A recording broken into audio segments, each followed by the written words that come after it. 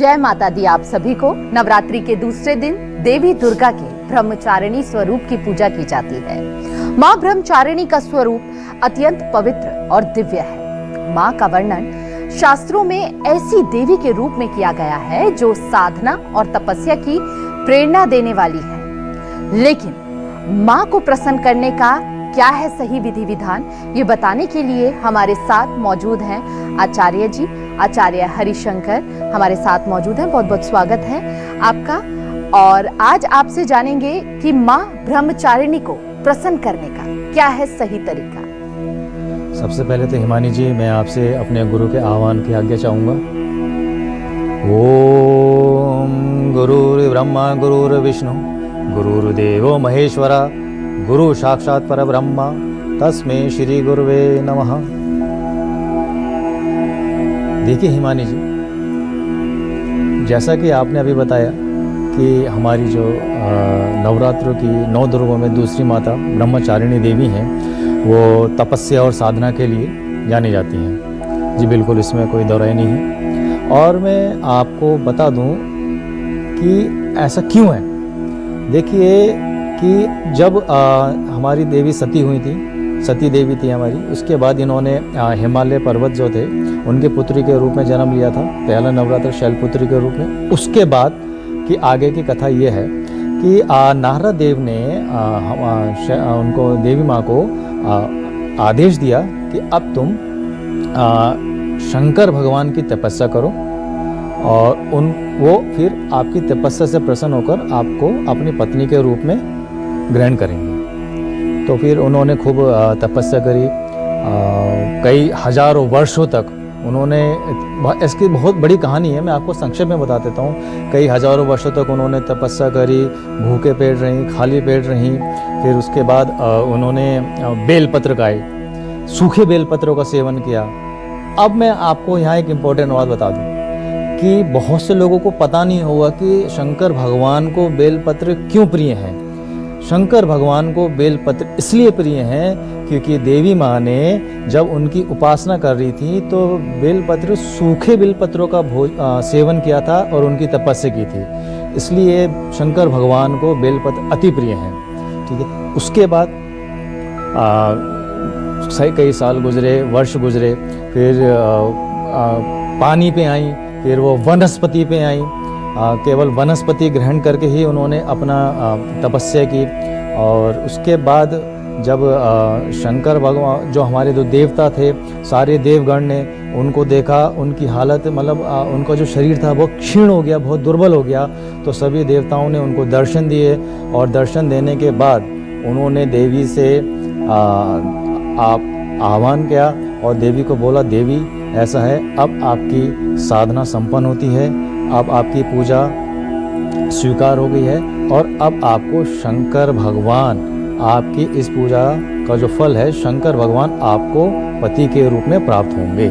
इसलिए उन्होंने साधना की और ये तपस्या की। माँ ने तो दृढ़ संकल्प लेकर इतनी तपस्या करके शिव को पा लिया, लेकिन माँ के आशीर्वाद को पाने के लिए हमें क्या करना चाहिए? माँ प्रसन्न हो जाए, माँ का आशीर्वाद हम पर बना रहे, उसके लिए हमें किस तरह से पूजा का विधि विधान अपनाना चाहिए? देखिए, अब जब हमारे 9 दुर्गे शुरू हो गए हैं, अब दूसरी देवी हमारी, दूसरा जो नवरात्र होता है माँ ब्रह्मचारिणी का होता है। आप इस दिन क्या करें? आप देखिए, सबसे पहले वही आपने उनका पूजा स्थल को सजाना है, उसमें आपने उनका षोडोपचार करना है। दुर्गा माँ की फोटो में आपको ब्रह्मचारिणी देवी का ध्यान करना है और उसके बाद उनको षोडोपचार करके, या पंचोपचार कर लीजिए क्योंकि षोडोपचार थोड़ा सा बड़ा हो जाता है, पंचोपचार कीजिए। पंचोपचार क्या होता है? धूप, दीप, उनको भोग चढ़ाना और उनको फूल चढ़ाना, अर्घ्य चढ़ाना, इस तरह से उनका आप पूजा कर सकते हैं। उसके बाद उनको लाल पुष्प की माला चढ़ाएं।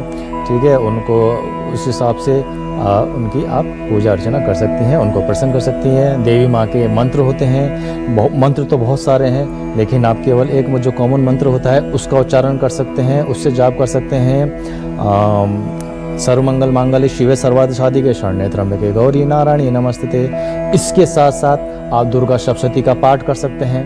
जी, आचार्य जी, आपसे ये भी जानना चाहेंगे कि कुछ लोग जो हैं सुबह भी छोटा सा हवन करते हैं घर पर और शाम को भी आरती से पहले जो है हवन करते हैं, लेकिन उस हवन का सही तरीका क्या है? देखिए, हवन का तरीका अगर हम उसको कहें कि सूक्ष्म हवन करना, देखिए जब कोई संकल्प लेके 9 दिन में संकल्प लेकर साधना करता है तो पहले तो माँ का मंत्रों का जाप करता है, उसके बाद दुर्गा सप्तशती का भी पाठ करता है, उसके बाद फिर वो हवन करता है। अगर मैं संक्षेप में बोलूँ आपसे कि आप क्या कर सकते हैं, एक गाय के गोबर का छोटा सा कंडा ले सकते हैं, उस कंडे में आप क्या है घी डालिए, उसके बाद उसमें आप लौंग खे सकते हैं।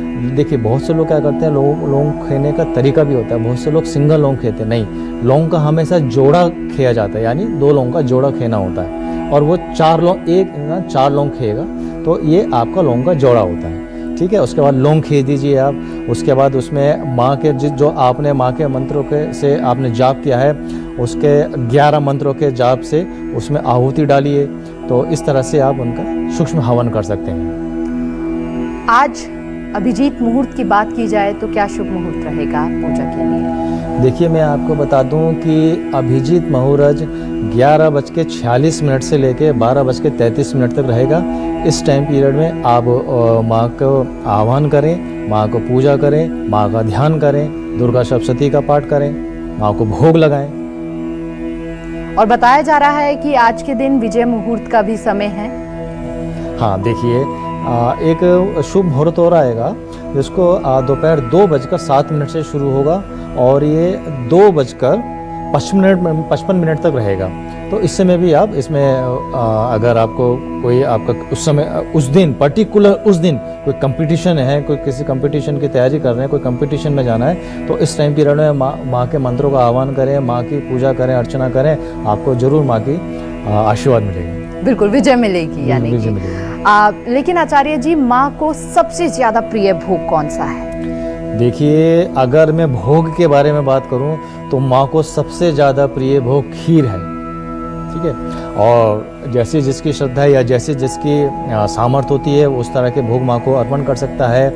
माँ को पंचामृत भी चढ़ा सकता है और आप गुड़ से बनी मिठाई भी माँ को भोग लगा सकते हैं। लेकिन माँ को अगर आप मुझसे स्पेशली पूछे इन सब में सबसे प्रिय माँ को कौन सा भोग है तो मैं आपसे कहूँगा माँ को खीर बहुत प्रिय है। कौन सा रंग माँ को अधिक प्रिय है?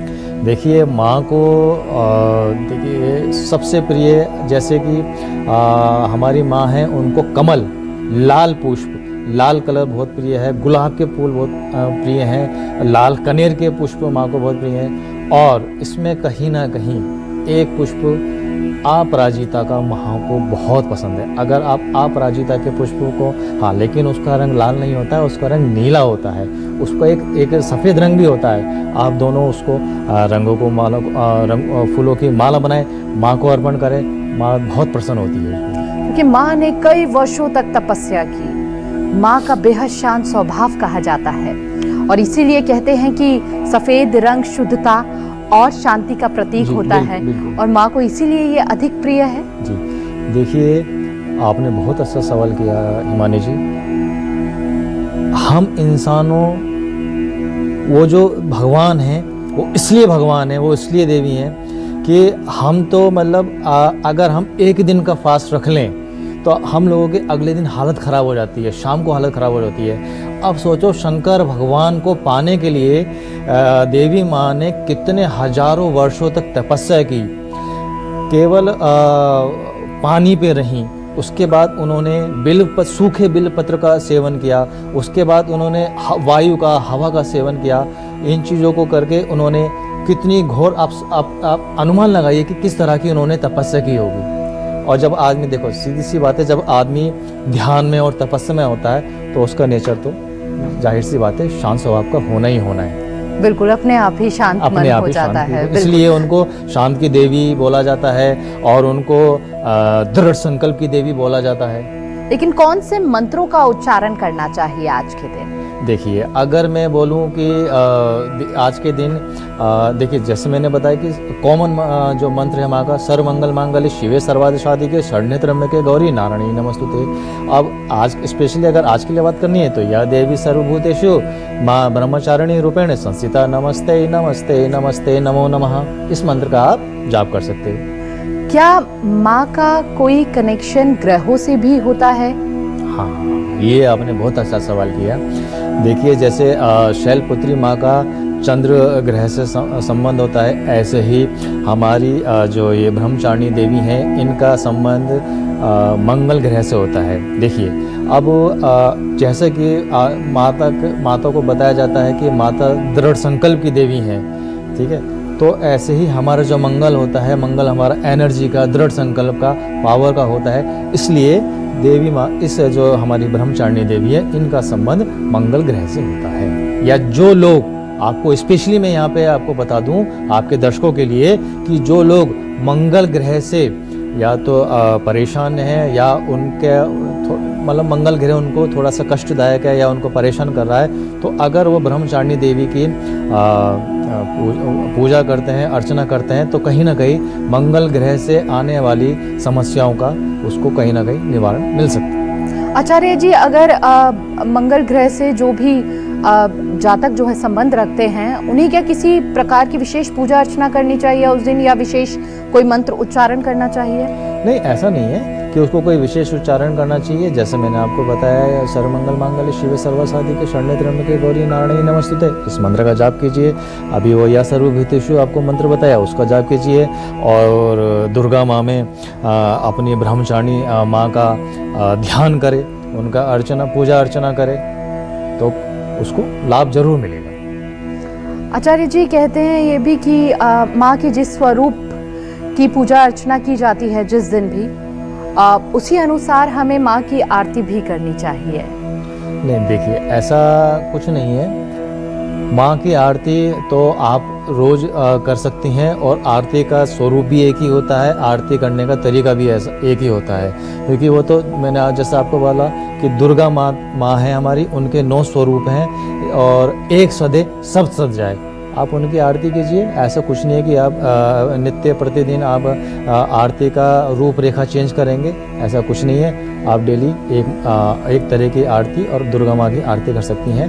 उनको पसंद, उनको आपकी आरती स्वीकार है, तो समझो आपकी पूरी 9 देवी की जितनी भी हैं, उनको आपकी आरती स्वीकार्य है। जैसे कि माँ तप की देवी कहा जाता है इन्हें, घोर तपस्या उन्होंने की। आप हमारे दर्शकों को आज के दिन कुछ संदेश देना चाहेंगे कि अगर आज के दिन विशेष वो किसी भी चीज़ की त्याग करते हैं या किसी भी चीज़ को लेकर ध्यान रखते हैं, तो जो भी उनके मन में है उसकी पूर्ति उन्हें ज़रूर हो? ये बहुत अच्छा सवाल किया आपने। देखिए, जैसा कि हमने अपने शुरुआत में बताया कि हमारी जो देवी हैं, तप की देवी हैं, साधना की देवी हैं। आज के दिन जो भी कोई व्यक्ति या विशेष कोई भी संकल्प लेता है कि मैं आज से सत्य के मार्ग पे चलूँगा, अहिंसा के मार्ग पे चलूँगा, किसी की निंदा नहीं करूँगा, किसी के बारे में बुरा नहीं सोचूँगा, तो कहीं ना कहीं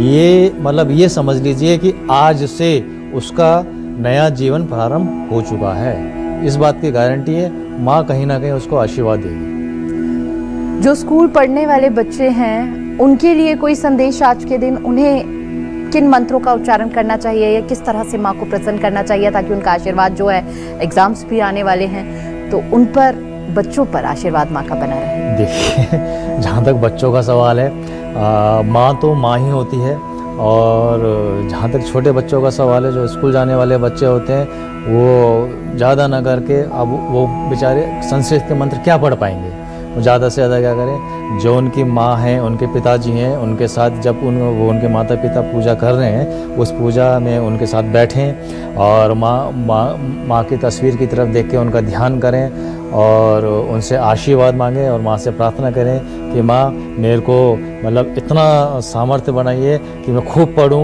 मेरा खूब पढ़ाई में मन लगे, ताकि मैं एग्ज़ाम में बहुत अच्छे नंबर लेके आ सकूँ। हाँ, ये भी बोलें कि माँ मुझसे खूब मेहनत करवाइए, पढ़ाई में खूब मेहनत करवाइए। जी, और कहते हैं कि भगवान अच्छे कामों के लिए भी लोगों को चुनते हैं और बुरे कामों के लिए भी चुनते हैं। जिसकी जैसी करनी उसके अनुसार उन्हें चुना जाता है। देखिए, ये जो आपका सवाल है, इसका अगर मैं जवाब देने पे आऊँगा तो कहीं ना कहीं ये हमारा ज्योतिष शास्त्र की तरफ चला जाएगा। जी, जी। हाँ, जहाँ पे आपके अच्छे उसका परिणाम है और बुरा परिणाम है, वो कहीं ना कहीं हमारे प्रारब्ध से जुड़ा होता है। लेकिन मैंने जैसा आपको बताया, माँ तो माँ है, माँ कभी किसी का बुरा नहीं करती। हर इंसान को अपने अच्छे और बुरे कर्मों का फल भोगना पड़ता है। बिल्कुल, यानी कि माँ का आशीर्वाद सभी पर बना रहे इस नवरात्रि। और आचार्य जी, आपसे ये भी जानना चाहेंगे, कुछ लोग कहते हैं कि पूरे 9 के 9 दिन शुभ होते हैं चूंकि, बिल्कुल बिल्कुल, तो आप कोई भी शुभ कार्य कर सकते हैं। बिल्कुल। लेकिन आज दूसरा दिन है, अगर कोई व्यक्ति बड़ा काम करने जा रहा हो, शुभ मुहूर्त किसी चीज का निकाला जा रहा हो, तो क्या वो उद्घाटन या फिर इस तरह के कार्य कर सकता है? देखिए, जैसा कि आपने ही खुद अपने सवाल में ही जवाब दे दिया है कि 9 के 9 दिन हमारे बहुत शुभ होते हैं, तो इसमें आपको कोई भी शुभ मुहूर्त देखने की ज़रूरत नहीं है।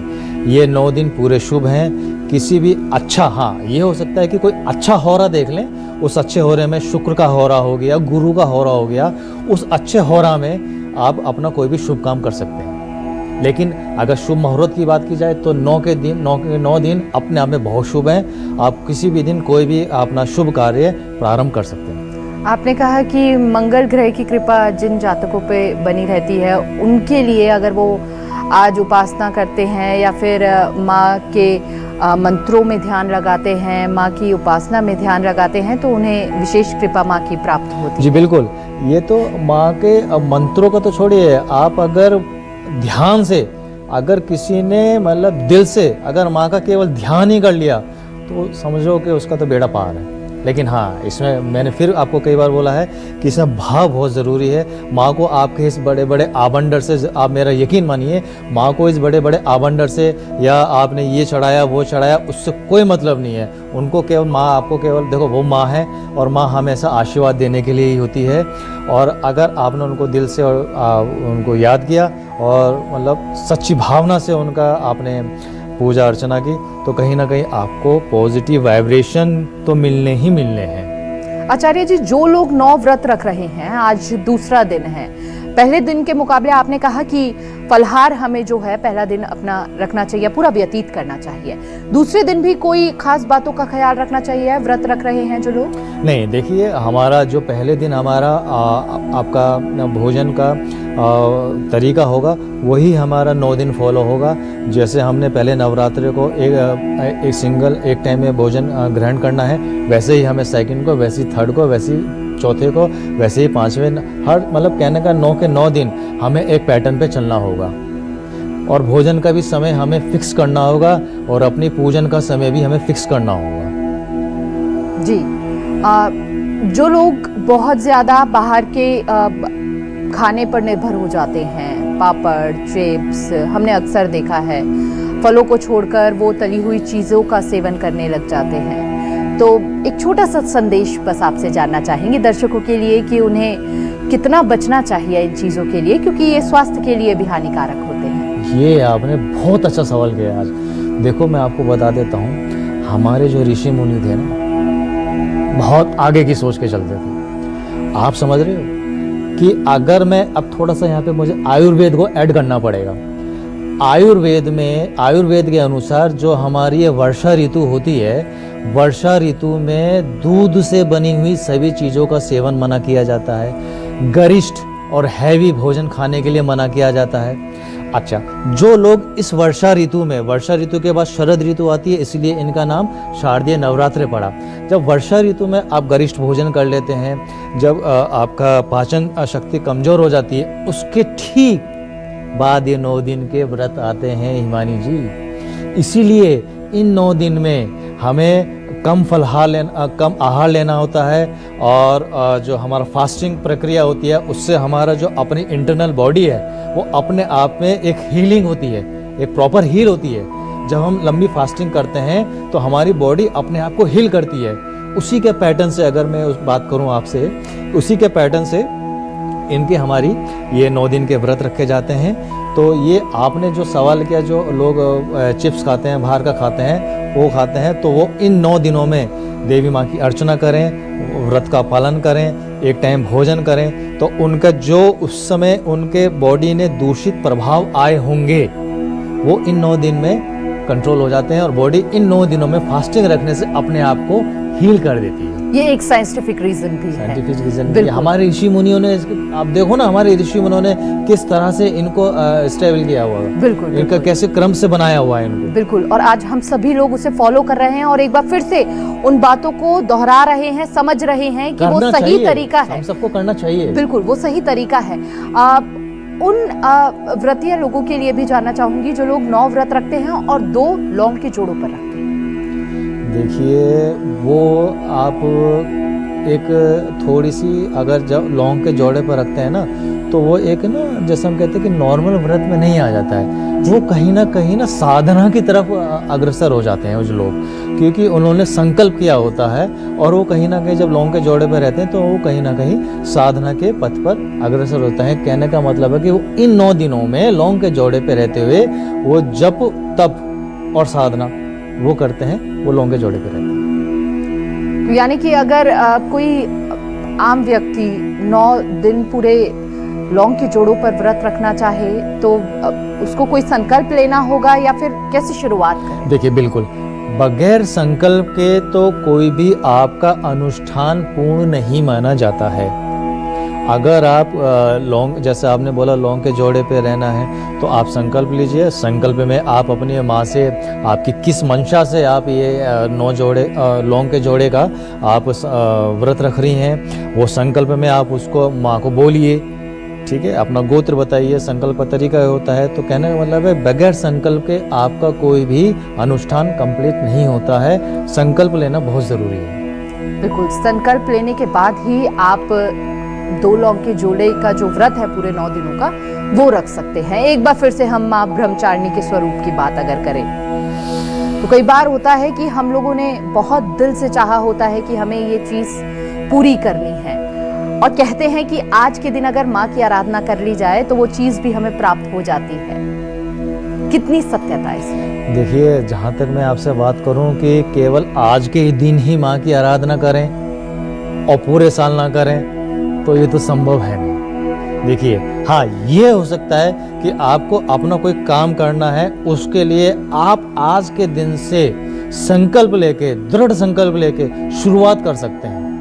और हाँ, जब आप दृढ़ संकल्प लेके शुरुआत करेंगे, जब साधना के पथ पे अग्रसर होंगी, तो आपके सामने बहुत सारी समस्याएं आएंगी जी। वो एक आप ये मान के चलिए वो परीक्षाएं होती हैं, वो खैर अलग विषय है, वो थोड़ा सा बढ़ जाएगा अगर मैं उसके बारे में बताना चालू करूँगा तो अलग विषय। हाँ ये है कि एक दिन में अगर आप सोचें कि एक दिन में मैं ये कर लूँ वो कर लूँ, ये हो जाएगा वो हो जाएगा, ऐसा कुछ नहीं है। ये हो सकता है कि उस दिन से, एक दिन में नहीं होगा लेकिन एक दिन जरूर होगा, और वो दिन आपका ये हो सकता है कि आज से आप शुरू कर सकते हैं। बिल्कुल, यानी कि माँ का ये स्वरूप बहुत ज्यादा प्रभावशाली है और मनोकामना पूर्ण होती है अगर आज के दिन माँ के इस स्वरूप की पूरे ध्यान से, पूरे भक्ति भाव से हम पूजा अर्चना करते हैं। बहुत बहुत शुक्रिया आचार्य जी आपका। बड़े ही खूबसूरत तरीके से आचार्य हरिशंकर वशिष्ठ जी ने हमें समझाया कि किस तरह से माँ को प्रसन्न किया जा सकता है।